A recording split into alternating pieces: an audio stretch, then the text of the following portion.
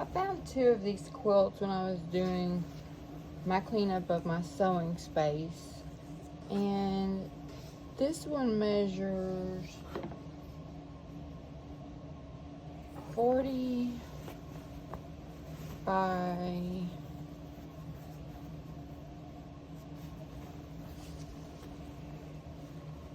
72.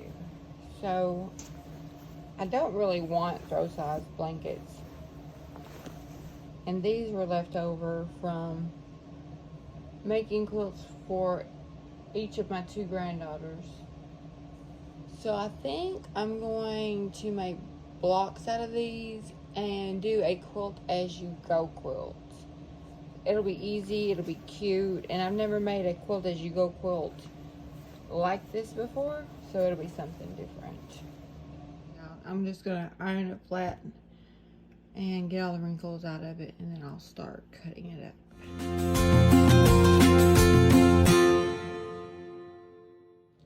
These are some quilts that I made for my granddaughters, and they were made with all of these pieces, and it was made in the Jelly Roll Race quilt, and this is all the ones that I have left over. There's even more than this, but these are a lot of them that I have left over. And after all of the blankets were done, I had the pieces left over, and this is what I'm doing with them. So let's see how to do this and see what I'm gonna make. Let's see what this first piece measures.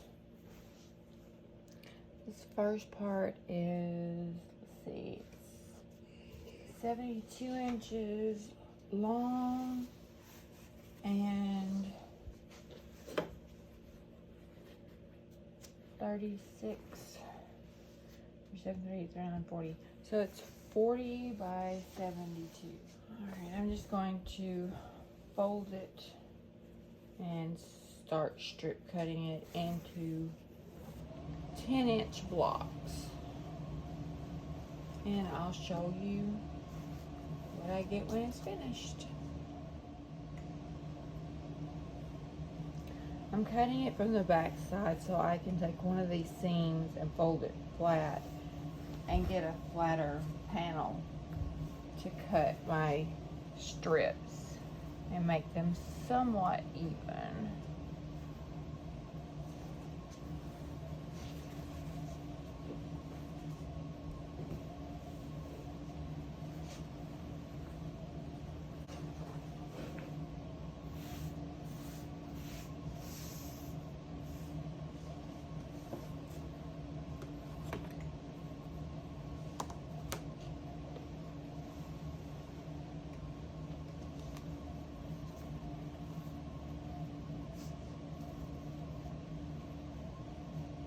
I'm just going to come over a little bit. There's going to be enough to make something out of this strip on the side, so I just want to make sure that I have enough of a seam allowance that will let me use that in another project, a scrappy quilt or scrappy border or something like that.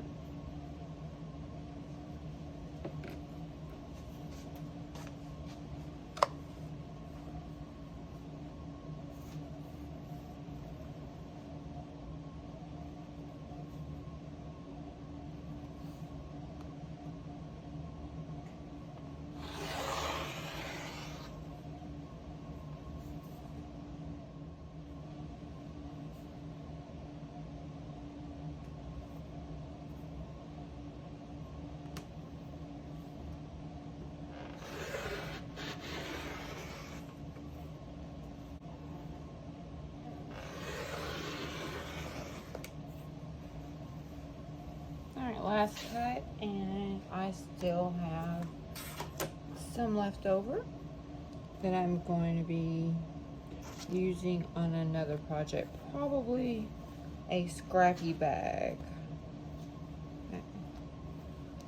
or like I said before, even maybe a border.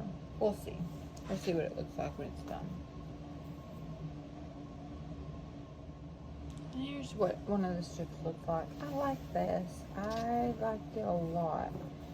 It's different than what you would get if you were making strip sets, because it has a little extra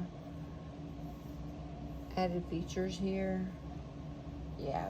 Okay, let's cut some of these up into 10-inch blocks and see what all we get.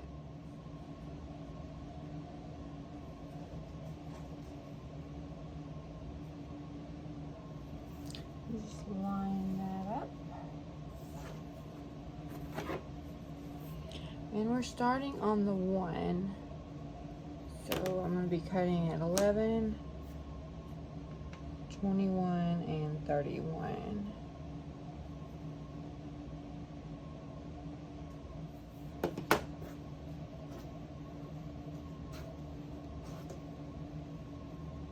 Alright, there's 3.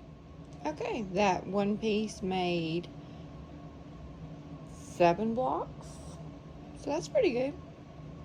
I'm happy with that. Now I just have to do the other pieces, and I'll let you know how many pieces I have when I get finished.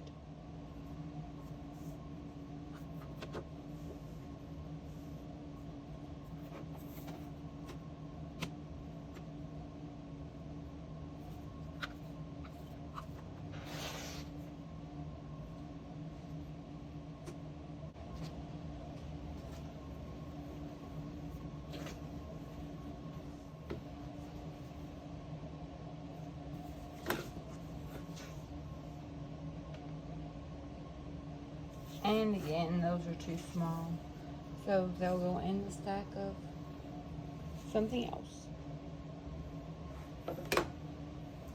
Last strip.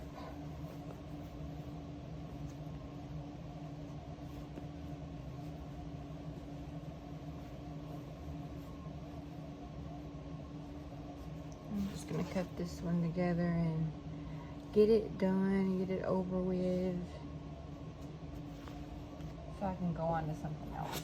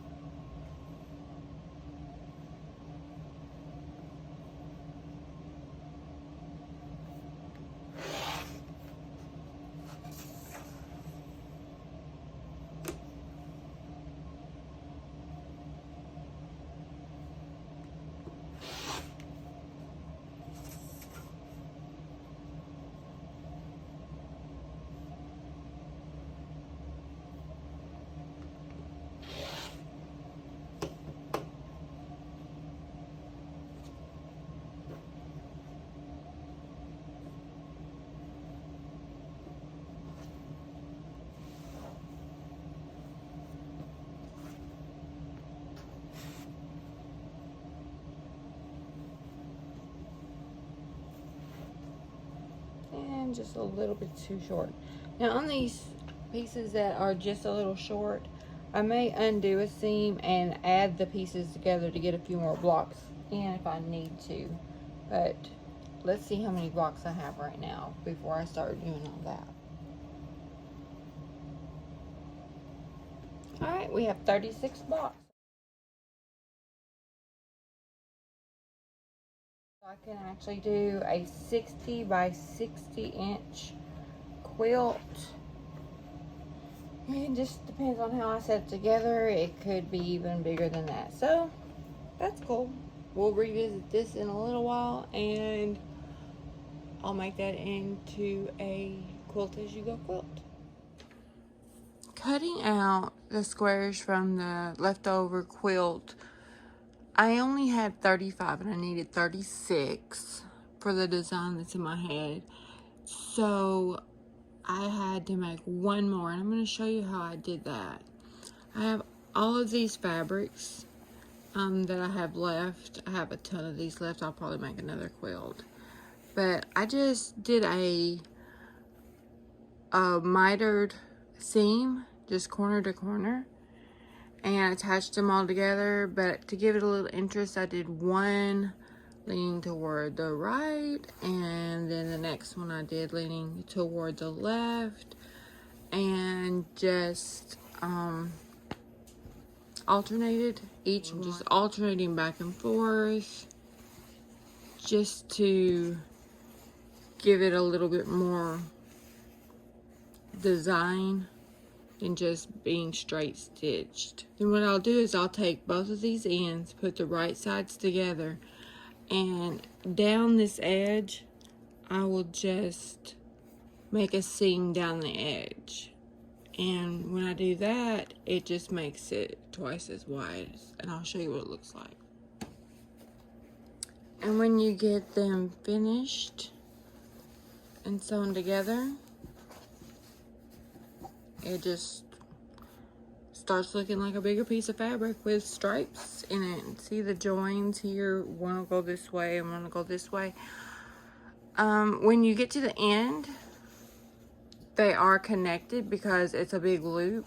So all I did was take and just sliced off the end, and that made it where it could open up like that. Now I'm going to take this to the ironing board, iron it, and keep sewing end to end. I'll take this, open this other end out like this, pick a side, one or the other, and make another seam down, and then it'll come out like this or like this, depending on which side I want to add to. Here I am coming to the end, and you'll see that it's still a loop. All I do is just slide my scissors into that end and just cut them apart. And finish going to the end.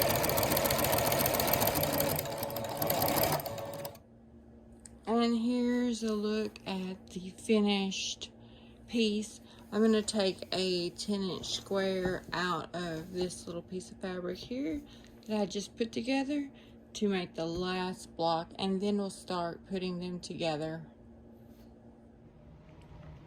I have finished cutting out all of the pieces. The pieces for the front, the pieces for the batting, and the pieces for the backing have all been cut, and they're all cut to different sizes. The fronts are 10 inches, the battings are 10.5, and the backings are 11, and I'm going to show you why I'm doing it that way. And I wouldn't do it this way unless I had extra fabric, but I did. So the backing I put down, right side down. This is the wrong side, and I'm going to have all of my stripes going the same way that my stripes are going in the front. Then my batting goes down next, and see the edging?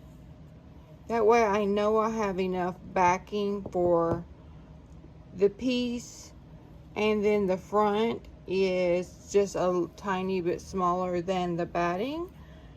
And in this way, when after all of the top stitching has been done and all the quilting has been done for the quilt as you go blocks, I know that no matter how much this is shrunk down during the process, I'll be able to just trim it because I know I'll have enough back to trim to whatever size is there. If it makes a 10-inch block, great. If it's only 9.5 inches when I get done, I'm still going to have enough batting. And that's why I've got them 3 different sizes.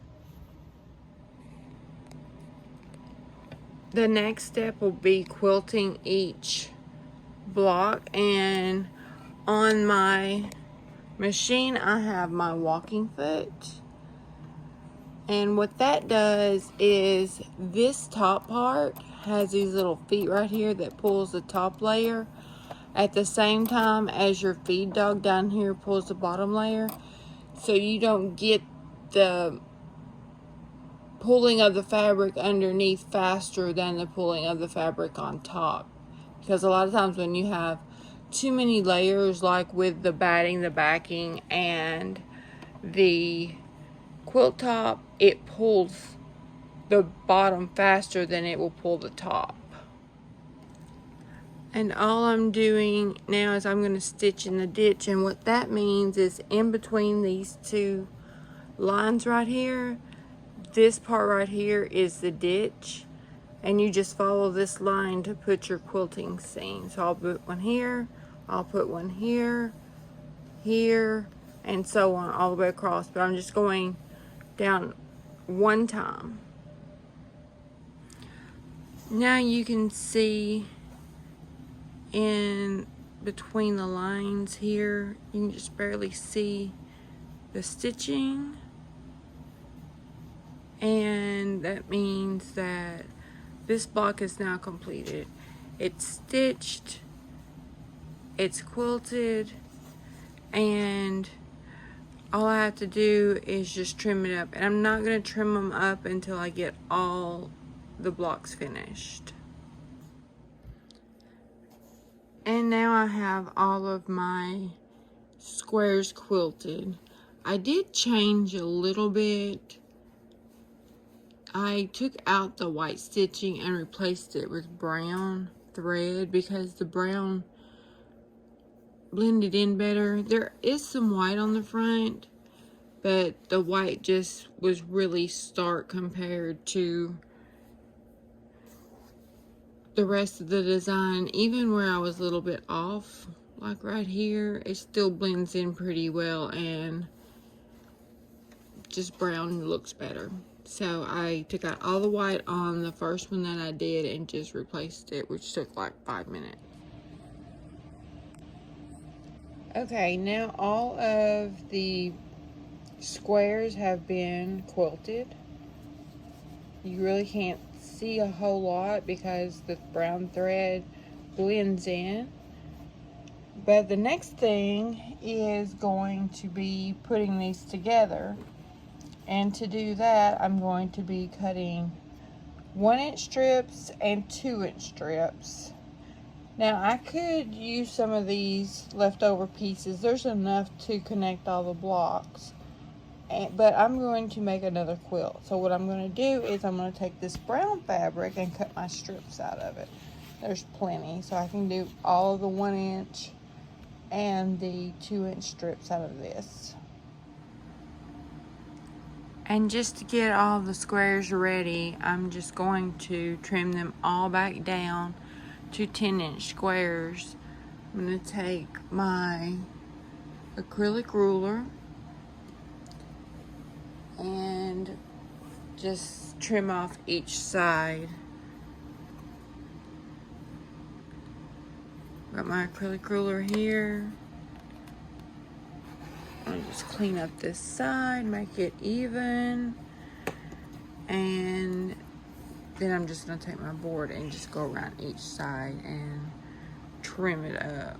And as I'm trimming each side, I'm going to line it up on this board, and then I don't pick it up, I just scoot it to where the measurements are, and then I just turn it. So like this one, I've got this side done. I'm going to square up this side.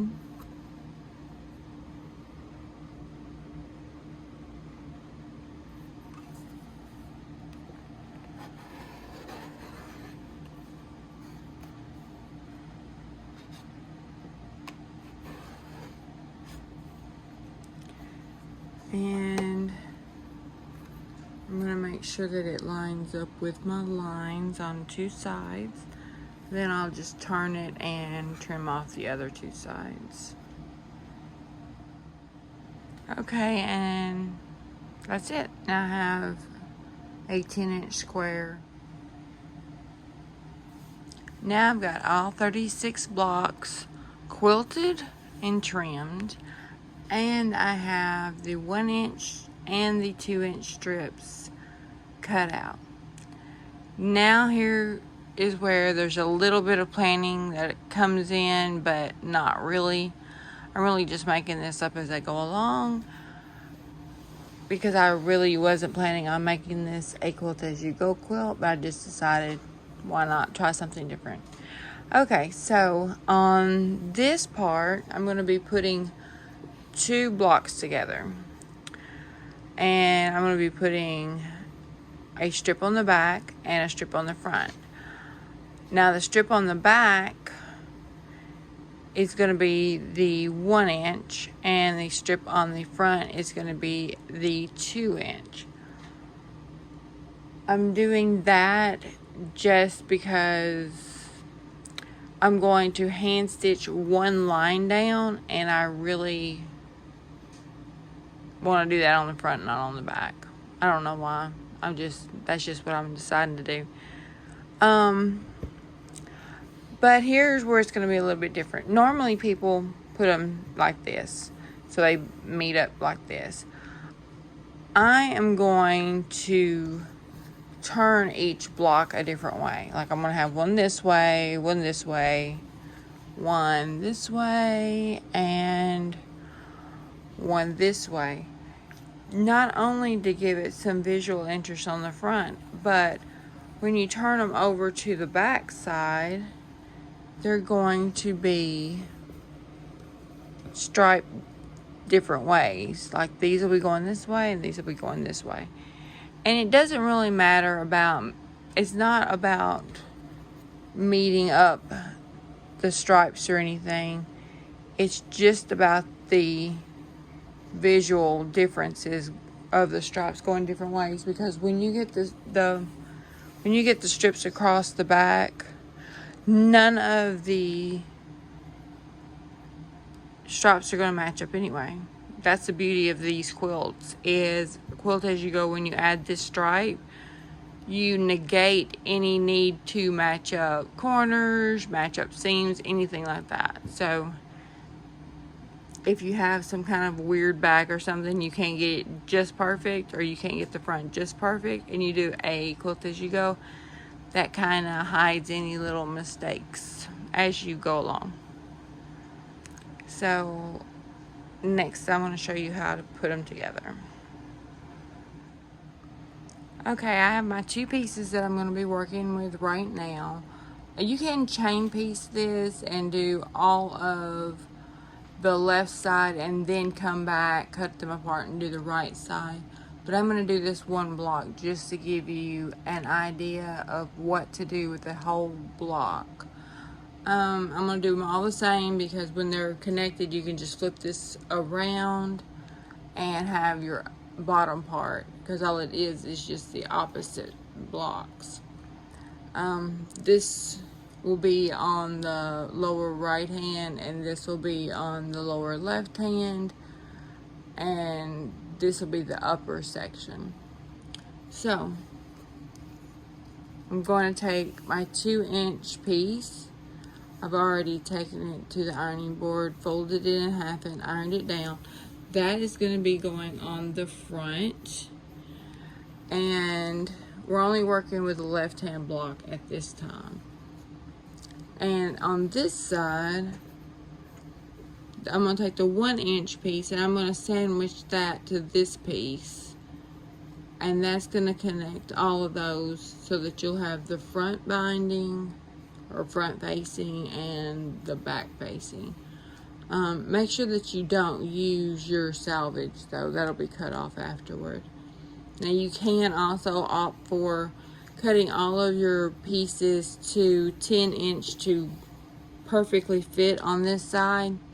Doesn't really matter. I cut mine on the straight grain, so there's no stretch, so mine are not going to stretch. But if you were to cut yours on bias, you would have a stretching problem if it was very long. But this is 10 inches. It's not really that big of a deal. I don't see a problem with stretching, even if it's only 10 inches with a bias binding. Okay, now I have this side completed. This is the top. It has the finish edge on it. And this is the back. It has the one with the raw edge on it. Okay. the next step is to take your other side and only connect the back. So I have the back here, it has a 1/4 inch seam allowance here. What I'm going to do is I'm going to take this one right here, I'm going to put it on this side and do a 1/4 inch seam allowance on that as well. And then what that's going to do is that will connect these two and leave this side open, but it's going to leave these butting up against each other. And you'll get a better visual after I get it done. But right now I'm going to put right sides together, but I'm only sewing this piece right here.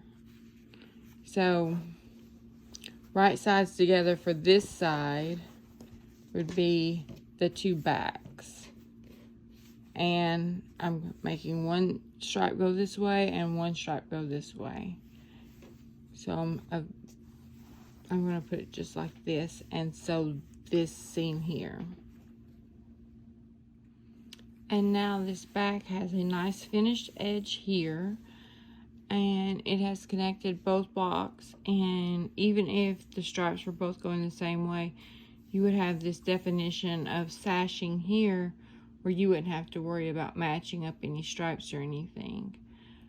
And to look at the front, now you have these sides that are edging up against each other, and I'm going to iron this flat, and once I iron it, it'll lay down flatter. But now when you fold this over, you're going, I get this a little bit closer. See the stitching right here? You're going to make sure that you take this and cover this when you're sewing this down. Now you can either do this with a stitch on the sewing machine and get right up against that, and it'll be hidden on the back side right in this ditch right here, or you can hand sew it down, and I'm going to just whip stitch it down by hand because I like hand stitching, and that's how you put them together. Now I'm going to do all of the blocks like this, so there will be 18 sets. Then I'm going to put them into sets of 4, which when you do that, you'll have 2 sets here,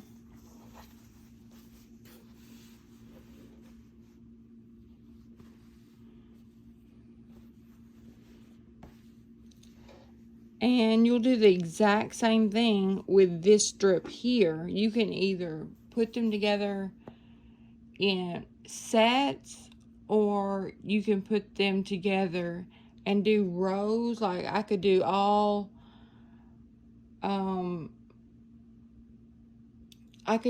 12 of these blocks across, and then put a long strip, or you can do it like I'm going to do it and do it in groupings.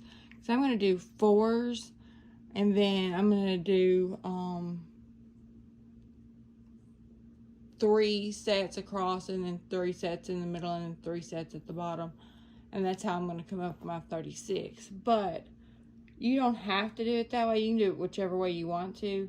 Some people do all of their sets across and get all of these sets done, and then do a 1 long sashing down between the rows. I just don't want to do it that way. I want to do it in little chunks. Alright, thanks for joining me. My name is Janice. You have watched A Rumor of Stitches.